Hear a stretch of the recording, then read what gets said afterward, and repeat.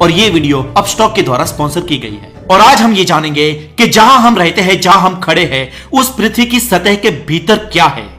चले इसे सरलता से समझने के लिए हम पृथ्वी के अंदर डाइव लगाते हैं। चलिए पृथ्वी के अंदर की यात्रा शुरू करते हैं।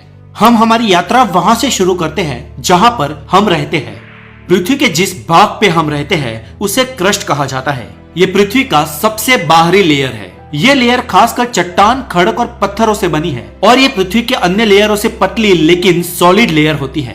पृथ्वी की ऊपरी और सबसे पतली पपड़ी के मुख्य दो भाग हैं। एक है ओशियानिक क्रस्ट और दूसरी कॉन्टिनेंटल क्रस्ट। दोस्तों हम पूरी पृथ्वी के डायमीटर की बात करें तो समुद्र की गहरी से गहरी जगह भी कुछ खास गहरी नहीं है, क्योंकि गहराई से गहरा समुद्र भी पृथ्वी के ऊपरी सतह के लेयर में ही समाप्त हो जाता है। पृथ्वी की असली गहराई तो पृथ्वी की सतह यानी कि क्रस्ट वाले भाग के बाद से शुरू होती है। क्रस्ट महासागर और महाद्वीपों से 100 किलोमीटर की गहराई में फैली हुई है और इस क्रस्ट का टेम्परेचर इसके अंदरूनी भागों में करीब 500 से 1000 डिग्री सेंटीग्रेड तक होता है। चलिए और खुदाई करते हैं और हम लोग पहुंच जाते हैं पृथ्वी की दूसरी और सबसे बड़ी लेयर में। ये है मेंटल। मेंटल 2900 किलोमीटर तक गहरी है और यहाँ का टेम्परेचर 4000 डिग्री सेल्सियस तक रहता है। और दोस्तों इस मेंटल के अपर लेयर को लिथोस्फीयर कहते हैं। ये लिथोस्फीयर मेंटल और क्रस्ट के बीच वाला एक भाग होता है और इस लिथोस्फीयर की खाली जगहों से हॉट मैग्मा ट्रैवल करके पृथ्वी की सरफेस तक पहुंचता है और वोल्केनोज के द्वारा लावा के रूप में एस्केप हो जाता है। दोस्तों लिथोस्फीयर एक सेमी लिक्विड लेयर के ऊपर तैरती है जिसे एस्थेनोस्फीयर कहते हैं। ये एस्थेनोस्फीयर भी मेंटल का ही एक ऊपरी भाग है। ये एस्थेनोस्फीयर पूरी की पूरी एक प्लास्टिक जैसे मटेरियल से बनी होती है और इसी के कारण कभी कभी ये सॉलिड लिथोस्फीयर अपने से कमजोर एस्थेनोस्फीयर के ऊपर मूव कर पाती है। चले दोस्तों हम और खुदाई करते हैं और हम पहुंच जाते हैं हमारी अर्थ के कोर भाग में।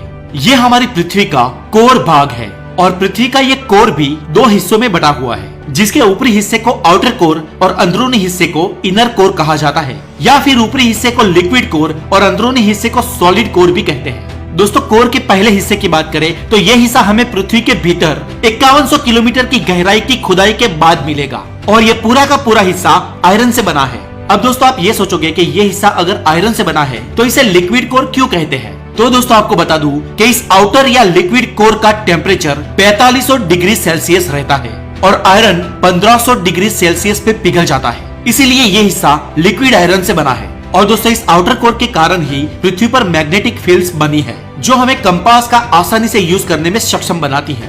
दोस्तों यहाँ से और नीचे जाते ही हम पृथ्वी के बीचों बीच सेंटर में पहुंच जाते हैं, जिसे कहते हैं पृथ्वी की इनर कोर।